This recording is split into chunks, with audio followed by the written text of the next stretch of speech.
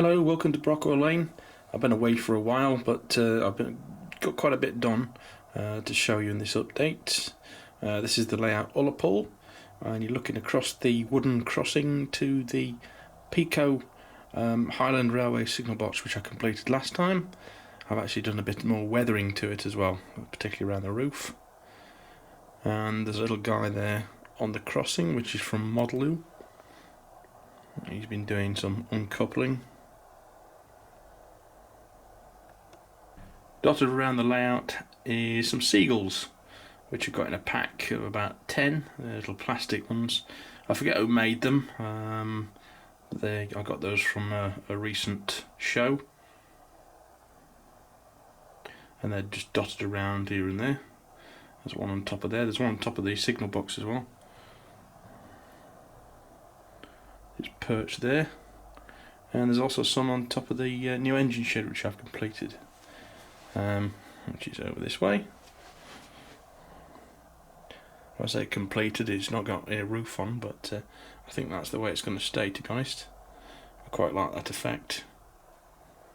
And there was quite a few in Scotland particularly, which were old steam sheds, and the roofs fell in and they just kept using them for diesels.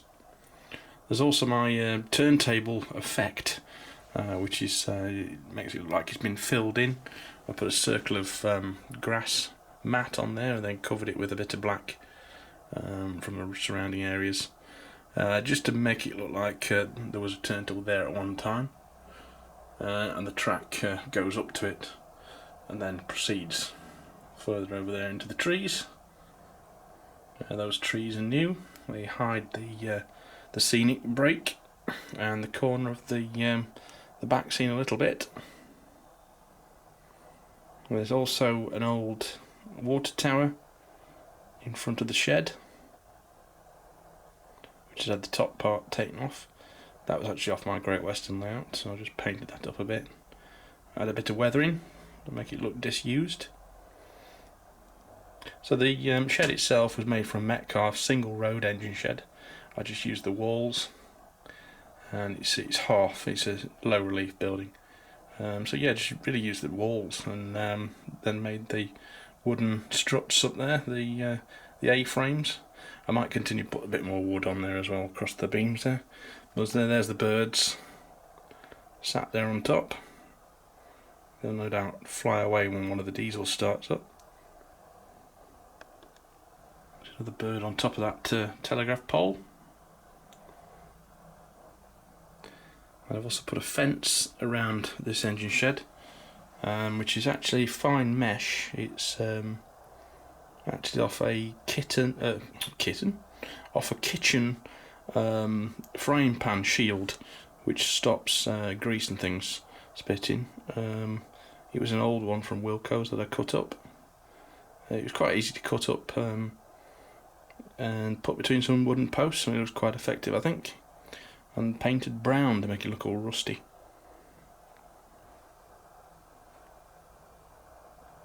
Been very busy with this clump foliage from Woodland Scenics as well, and turning it into gorse bushes, which I put around the edge and all over the layout really. Some over there as well. Just painted yellow some of the tops to make it look like the gorse bushes, which I remember seeing up near Ullapool when I was last up there. Just to add something to the layout, I think.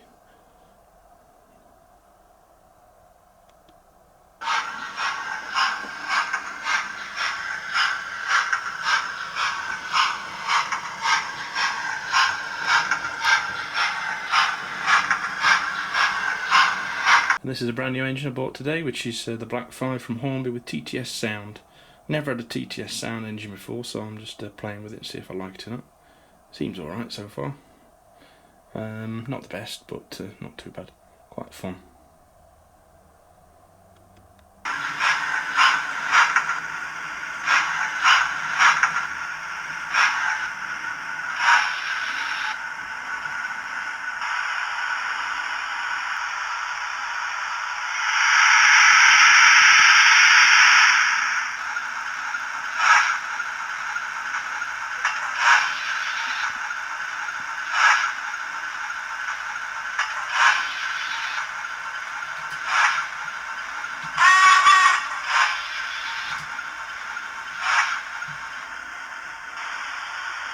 ratio fence has appeared all the way along the back there, just to keep those buildings away from the tracks.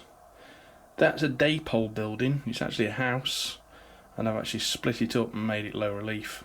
So I've put all 4 sides of the house in a row and put a roof on the top to make it look like a row of businesses. So we've got Dolly's Fish and Chips, McFisheries, and Alfred Robert Groceries.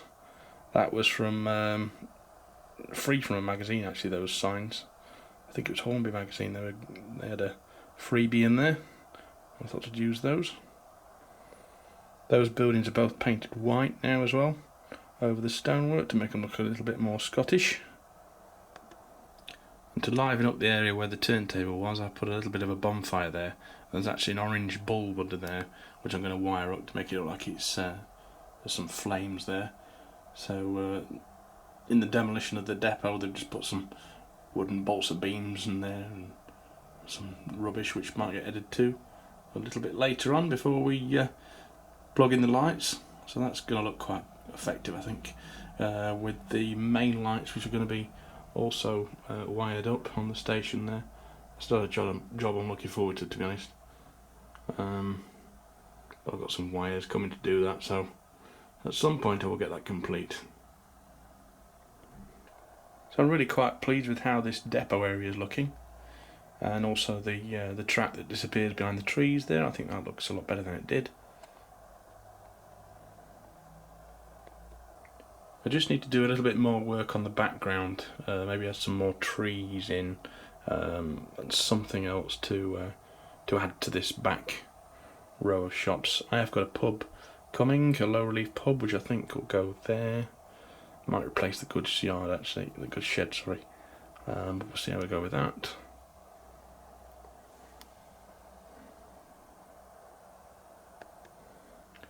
There's also some little flags appeared on the background there, which is actually there are actually some of those at Ullapool on the pier.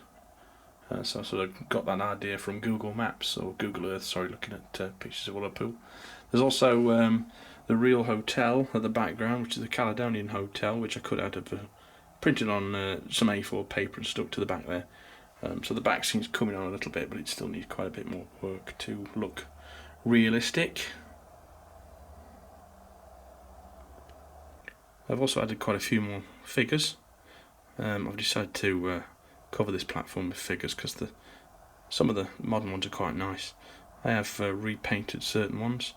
I repainted that guy's clothes and the lady's trousers there, and tried to put some markings on those bags. That was from the shopping figures of Bachman's.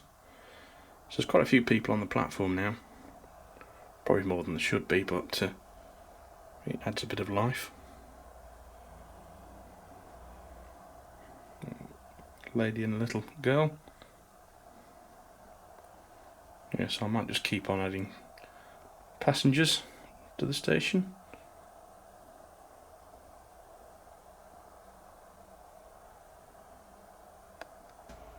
I've also managed to pick up a full set, or 4, of the Kyle Line coaches with the DMU, and weathered the under frames. So there's 4 of these now, and these will get used in my sort of 1990s period. These 2 in the set came with a funny connector, like a DMU loop and hook connector, so I took those out and replaced them with KDs. They seem to work a lot better in my standard now. So I had to use quite a short one in this one, in the DMU one, because it was it stuck out quite a long way. So that's 17, the short one, and then a standard 20 on the coach. I've also put one on the other end because of course I need to run round it. And I've also put Inverness on that blind. I don't think that's correct, to be honest, but it didn't hurt. I quite like the look of it. Silver buffers. I removed the windscreen wipers as well, because it shouldn't have windscreen wipers, and that was easy. Just pull them out. It doesn't look bad. And also a spring side lamp on that lamp iron from pictures. That seems to be what they did, because I don't think those main lights, the TMU lights, actually worked. I thought about changing that to Inverness to kind of look out to Ullapool on there, but couldn't quite think of a good way of doing it. This is a new purchase as well, this Bachmann Class 20, which is factory weathered, which to be honest is a little bit over the top, so I might actually try and change that. That's a little project I've got on. Sometimes I think they go a little bit too far with the weathering, so I might just repaint the yellow ends to make it look like they've been freshly repainted over an old engine. And I might repaint the green in parts anyway, just to clean it up a little bit, but that's a project for another day. That'll be running on my other little shunting layout rather than Ullapool. And I've even been doing a little bit of work at the HOE side of my 009 layout, this snow scene. I've just been experimenting with a bit of this white sand. Again, it's reptile sand like I used with the black, but it's the white version. And it's looking quite effective. I'll just put it down to just see how it looks. This is a long-term sort of winter project in two ways. It's a winter-looking scene, and I think it's something that I'm going to do more of in the winter time when the snow's on the ground in reality, so I can get more inspiration. But that's steady progress, and you'll be seeing that in future. I've sort of been ignoring this layout for a while, but and concentrating on the Ullapool layout. But this will appear in future, and we'll get some Austrian diesels running on this side. Below Ullapool is my Brockwell Lane depot, the DRS depot, and I've actually fitted some LEDs underneath Ullapool to shine a little bit of light on that for when I'm using this. I've been cleaning up a bit recently because it has been covered in hammers and soldering irons and all sorts of things whilst I've been doing the layout above it, but that's more usable than it was. You can see these are the wires which I've got to wire up from the station platforms. That's not the job I fancy doing, but I will get it done. It'll be worth it in the end. So I don't know quite yet what I'm going to do to this Black 5. I don't know if it's going to be a preserved steam engine with guys in the cab with yellow jackets on and so on, or whether I'm going to keep it as a steam age locomotive. I might renumber it to an Inverness one, or one that might have run on my line. But I'll take that to the Model Railway Club tonight and get it running around their test layout and get used to using all the functions, and probably that 20 as well.